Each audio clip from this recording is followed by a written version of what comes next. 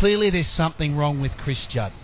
Well, we had a good chat about this on Friday night, didn't we? And you were all over him too. Yeah, I think what you got now is Chris Judd's best footy is behind him. At 28. Yeah.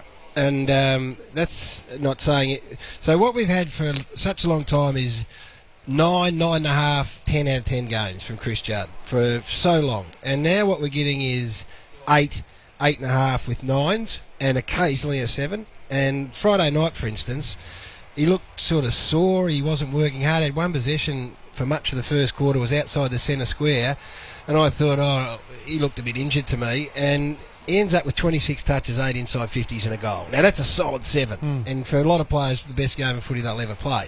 But for us, we've got to look at it now and say, well, the days of him ripping out 9.5s week after week might be past him.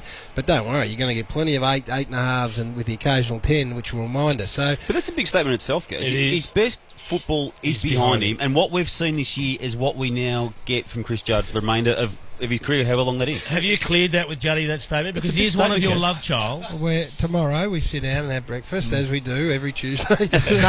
No, it's not. Well, you can say it's a big statement, but all I'm saying is he's still going to remain in the top echelon of footy players for a long time, because 8.5s consistently, Damo, put you in that category. Not many players are able to do that. So what I'm saying is we've had the best player in the competition, a super freak, who just going down to super freak.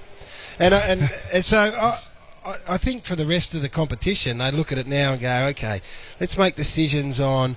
If Mark Murphy was up and going, I think now opposition teams would go, our best goes to Murphy rather than Judd, and that's not a slight. I mean, no one would ever suggest that Juddy's not here, but there was a critical time in that last quarter, and this sums it up best for me, Schwatta.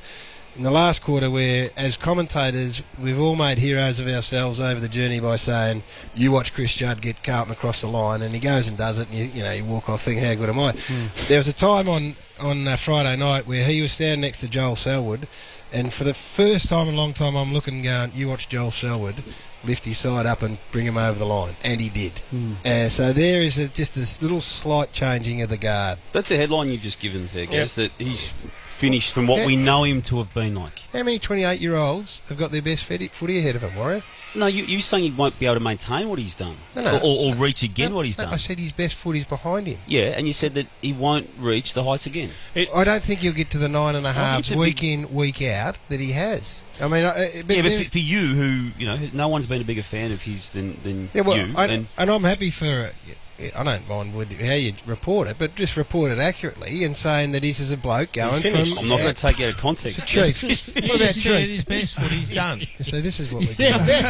We might take a break right now, guys. Regular 8.5 out of 10. Chief says he's finished. Jason Dunstall is accusing Chris Judd of being finished. That's what you said. No. A lot of Twitter action. What's got you? Smartine Elpins, gorgeous Channel 9 current affair, I think, Warrior. Yep. Trying to work out the year of the AFLD's Pies match playing in the members at the moment. And on the big screen. Yeah, I won't read that last bit. Read it out, Damo. He put it in front of you to read it out, Damo. Great Garry line highlights. As always, when there's a game on the big screen. I said don't read that part. It's why'd you show it to me. I was showing Schwatta, you don't understand Martine. this. This happens quite regularly. For some reason, there's lots of Melbourne games being played on the big screen. Yep. Just a little flippant comments every single time. Kick 6 that day.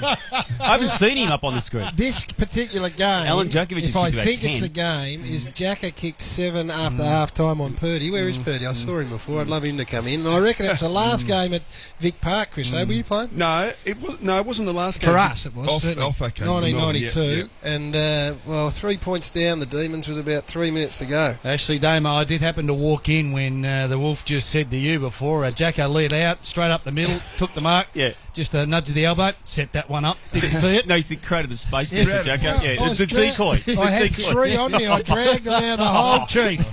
Chief! Who wins the game? I don't know, but I like we're 3 down with 4 minutes to go. I'll probably set one up for Jacko. Thanks to the AFL's event office. Visit afl.com.au/event office, Gaz. Because you're being gagged. At Triple M Footy, you got something. You've got something. This is what happens when fools try and take you out of context. Master Daruski. Best footy behind him.